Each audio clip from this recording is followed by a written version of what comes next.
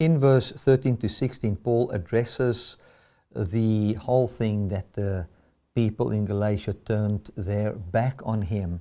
And he actually then refers to the time before they turned their back on him as a blessed time, a time when it was going well, a time where they were not actually afraid of persecution, where they were willing to be persecuted for the gospel. And now he comes and he says, what is causing this change in you? And he comes to the conclusion is it's simply bad influence, and that is all it is. Let us read Galatians 4 verse 13 to 16. It says, you know that how through infirmity of the flesh I preached the gospel unto you at the first. And my temptation which was in my flesh you despised not, nor rejected, but received me as an angel of God, even as Christ Jesus. Where is then the blessedness you spoke of? For I bear you record that, if it had been possible, you would have plucked out your own eyes and have given them to me. Am I therefore become your enemy because I tell you the truth? Now, this is a very powerful passage because he is saying things here that we in the church need clarification for.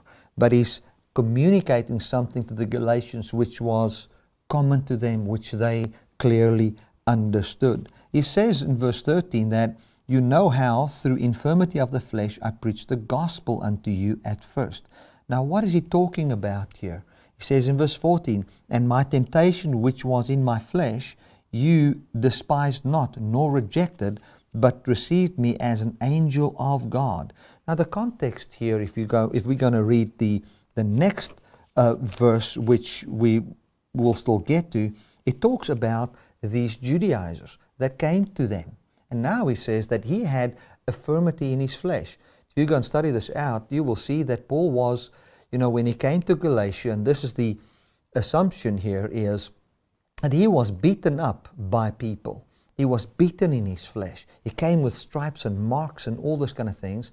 And the temptation that there was in his flesh, or the temptation, or I would also say the persecution that there was in his flesh, they didn't despise him. They said, well, it looks as if his own people is beating him. His own flesh, his own kind is against him, and we can see in his body that he is suffering. And they weren't ashamed. They accepted him. They weren't under a thing of, well, if his own people doesn't want him, then we must be careful for him. You must realize if somebody comes and he's always in jail, he's always beaten up, he's hated by many people, and he comes to your town, the people would be ashamed of him. They would say, well, we can see you're a troublemaker. We can see all the marks in your body and how you've been beaten, all those kind of things. But they weren't ashamed of that. And I think Paul is talking about his body that was beaten up because of a revelation that he had.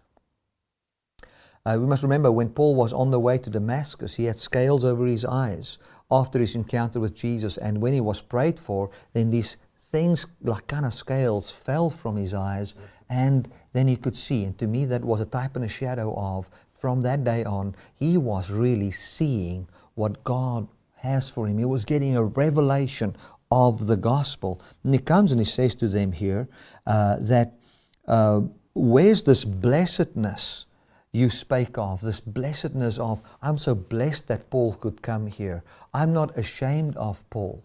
Now you must remember the context of the whole from chapter 1 is a lie was told about Paul. The lie was that he was sent with them, he was sent from a certain group, and he doesn't really understand the gospel.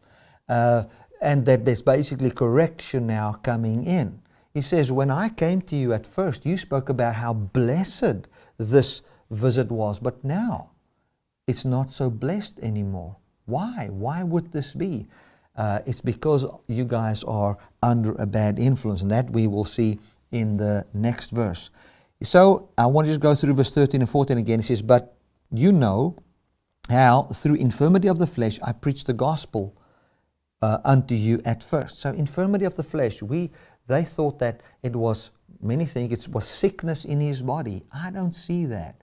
I see as infirmity in the flesh and temptation in the flesh. I see it as the temptation, the difficulty, the hard times that he was going through in connection with Judaism and all of those kind of things. That's what I believe that is pointing to because of what is coming in verse 17 and 18. And he goes on here, he says, where's this blessedness that you spoke of? For I bear you record. I can remember that if it was possible, you would have plucked out your own eyes and have given them to me. Some say this was Paul saying, well, he had bad eyesight, therefore they would have given him their eyes, and just showing, well, he's suffering in his body.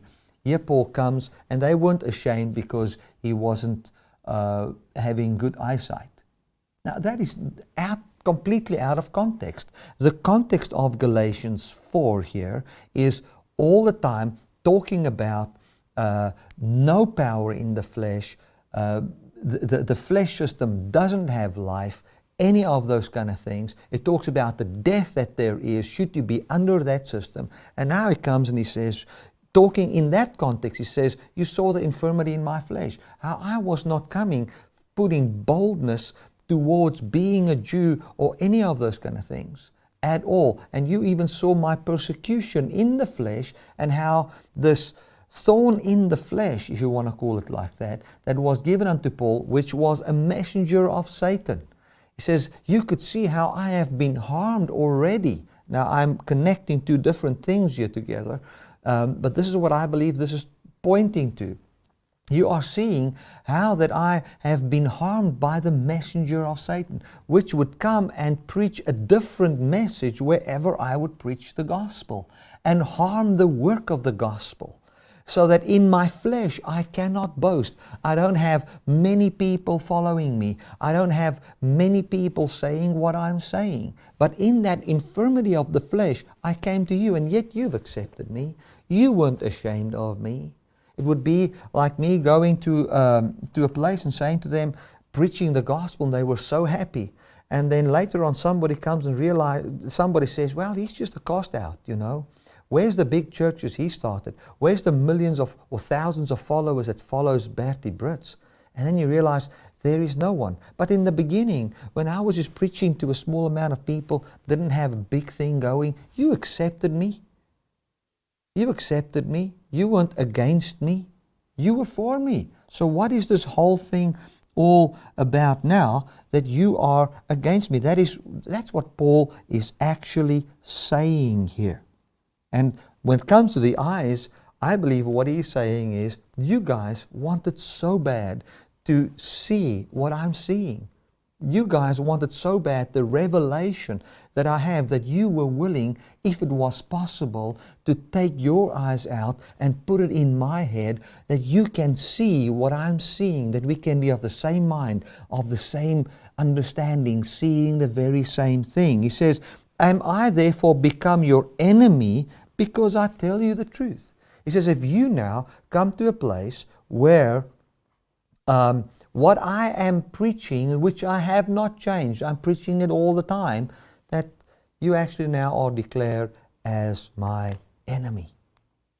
Can you see the sadness of the Apostle Paul here? He's recalling the good times that he had when he preached, how there was excitement around the gospel, and now the churches in Galatia are actually, when they're thinking of Paul, antagonistic towards him. They want to veer away from him because another gospel was preached to him, which was not a gospel, to the point that the Apostle Paul is now actually seen as the enemy of these people, which he is not. Well, that is Galatians 4 verse 13 to 16.